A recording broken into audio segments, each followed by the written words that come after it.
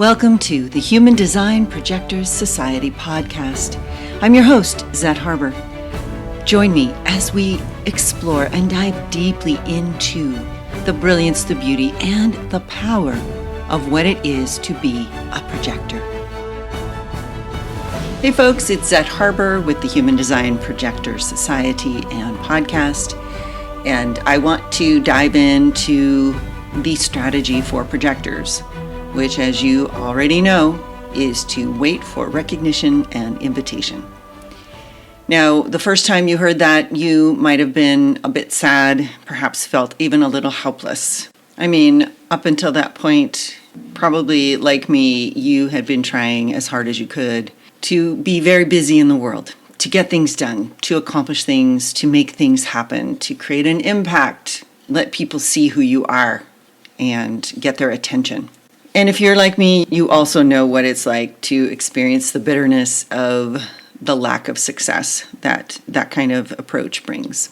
So how can waiting for recognition and invitation actually be the most powerful thing that we can do as projectors?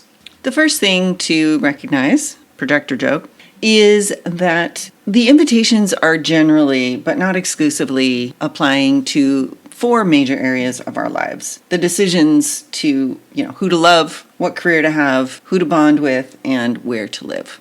Now, if I've been recognized and invited correctly into a career or into a love relationship or in some sort of way of bonding with the other or the place for me to live, it doesn't mean that that's it.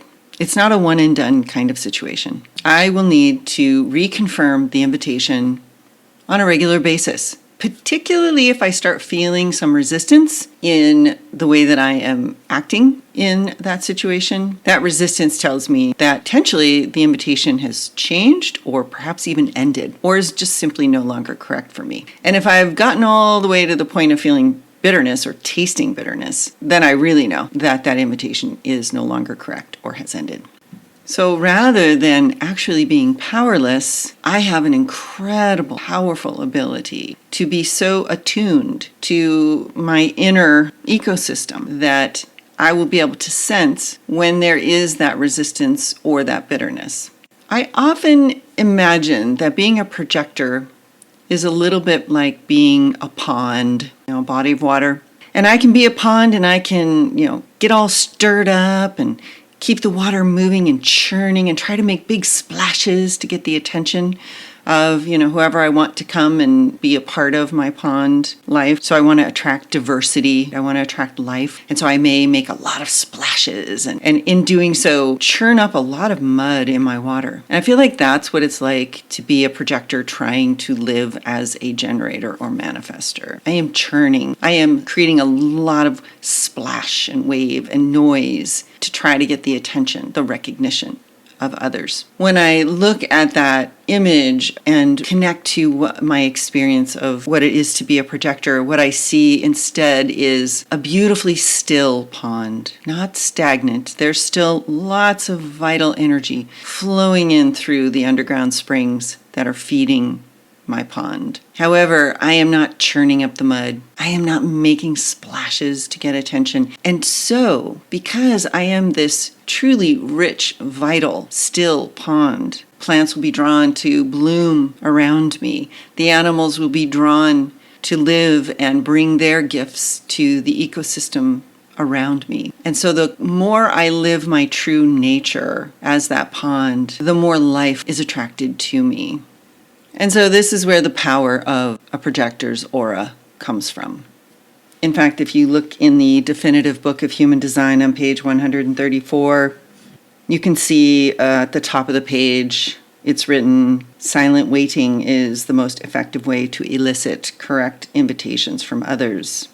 If projectors trust in the silent magic of their chemistry, there is no need to do the inviting themselves. Opportunities will come to them. And when projectors understand the sanctity of their aura, they will nurture and protect it." When I did not know about my projector nature, I exerted a lot of force, a lot of willpower. I tried to churn up a lot of energy and became that super slave that Ra talks about. I'm sure many of you can relate.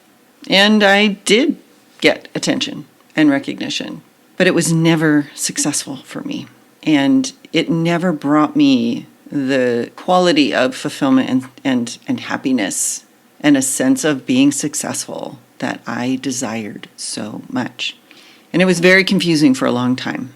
I looked around, as I'm sure many of you have, and looked around at this generator world and thought, why am I not like these other people? How come I can't keep making all this noise and doing all these things that for them seem to work? They do seem to be getting the results they want. So while at first hearing that as a projector, you have this almost inscrutable strategy, in reality, it's pretty extraordinary when you can sit quietly in the center of your being and understand that your true power radiates from deep within you outward with no effort whatsoever on your part.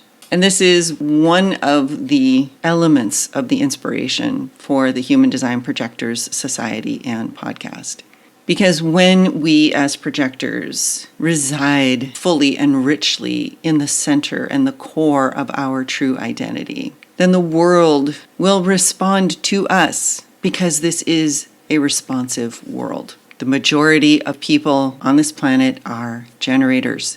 And I used to think it's because there are so many generators that it's a generator world. Now what I've experienced in my awareness is that we live in a responsive dimension, for lack of a better word. We live in a responsive universe. And that's why the majority of people are generators. It's simply an expression of the nature of the universe in which we live. Now, at first, as a projector, that can make me feel a little alienated because I am not like the place that has brought me into incarnation. However, as a projector, I am still entitled to drawing upon the gifts and receiving the gifts of this responsive universe. I simply need to do it in a way that is correct for my identity, my nature.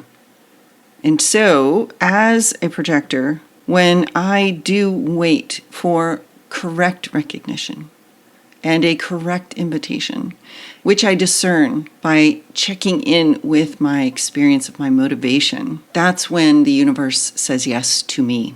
That's when the universe responds to me. There are 5 steps that will support you in following the strategy of the projector. The first is know your authority. Know how it works. Know if it's defined consciously or unconsciously. And then observe and document what you notice about your experience. The second step is to learn your motivation and its transference. And then start to notice the people in your life who are supporting you in staying in alignment with your motivation and the people who do not. You don't have to worry about making changes in your life immediately. What's going to be the most valuable initially is to simply create your awareness and to document or record that somewhere. The third step is really for those who have split definition, and particularly a simple split. Learn what your bridging gates are and what influence those have in how you've made decisions before, how they've pulled you away from your strategy, your authority, and your motivation. Step 4, learn to recognize the not-self voices of any of your undefined centers. And finally, if you have any gates activated in the ajna, the splenic, or the solar plexus centers, learn what the fears of those gates are. See if you can observe their energy and their voices in your decision-making process.